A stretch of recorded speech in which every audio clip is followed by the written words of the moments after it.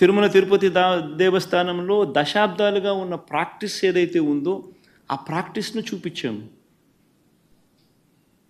ఒక రోబస్ట్ ప్రక్రియ తిరుమల తిరుపతి దేవస్థానంలో ఉంది అన్నది మనం గొప్పగా చెప్పుకోవాల్సింది పోయి,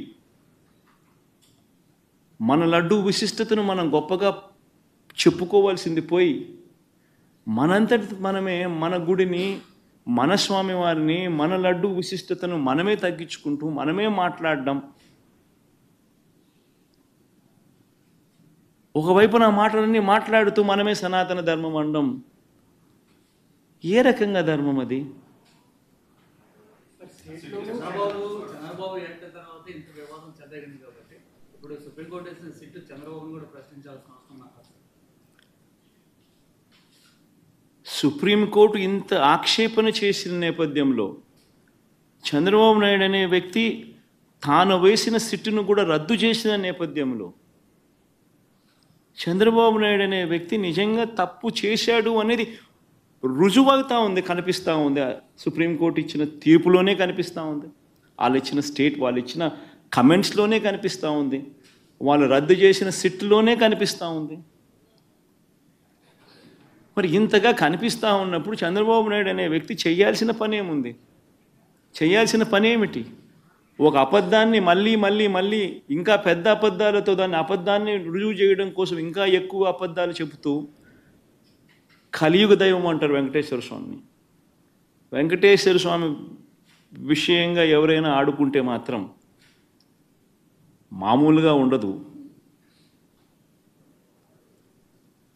వారికి జరగబోయే వారి పాపం అనేది పండి వారికి జరగబోయే నష్టం తెలిసి తెలిసి వెంకటేశ్వర స్వామితో ఆడుకుంటా ఉన్నారు.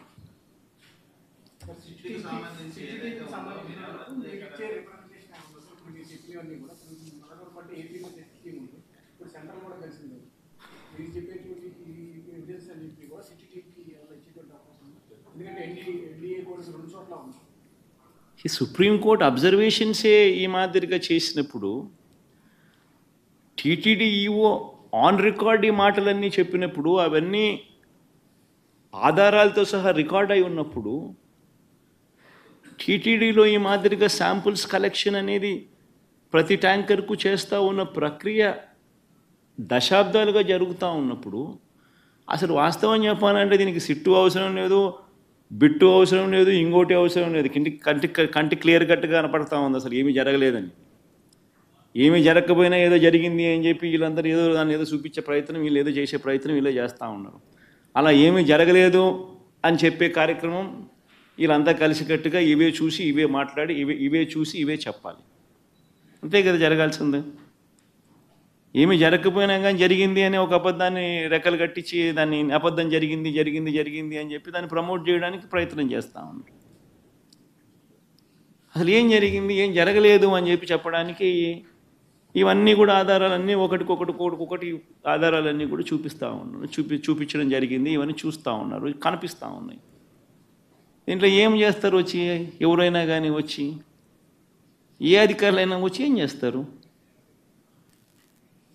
అంటిల్ అండ్ అన్లెస్ రాజకీయ స్వార్థం కోసం వీళ్ళు కూడా ఒక తప్పుడు రిపోర్టు తయారు చేసి ఒక తప్పుడు ప్రచారం చేసి దానివల్ల ఏమవుతుంది? వెంకటేశ్వర స్వామి కోపం వీళ్ళ మీద కూడా వస్తుంది, ఎవరైతే తప్పు చేస్తారో.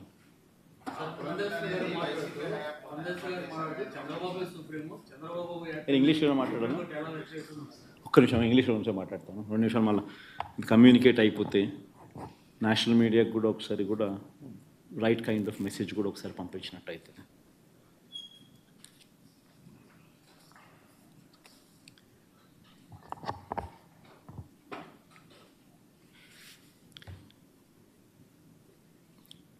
If one were to see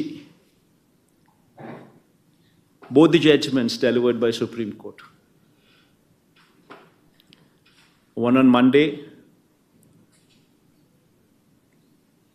dated 30th,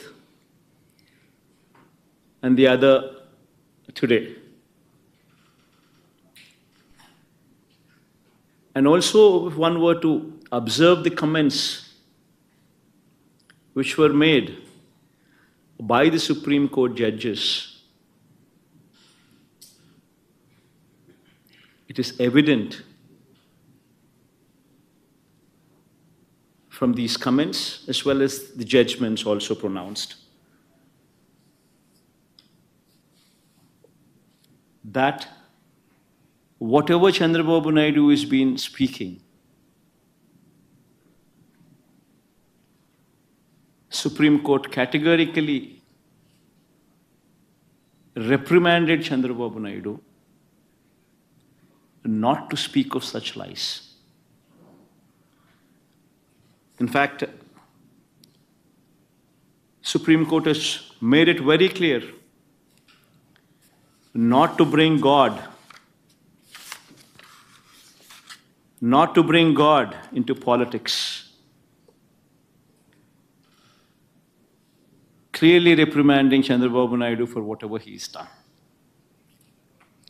In fact, if one were to see the judgment, if one were to speak of the comments what were made on 30th, which was widely reported in all the newspapers, Economic Times, not appropriate on Naidu's part to make public remarks on Tirupati Laddus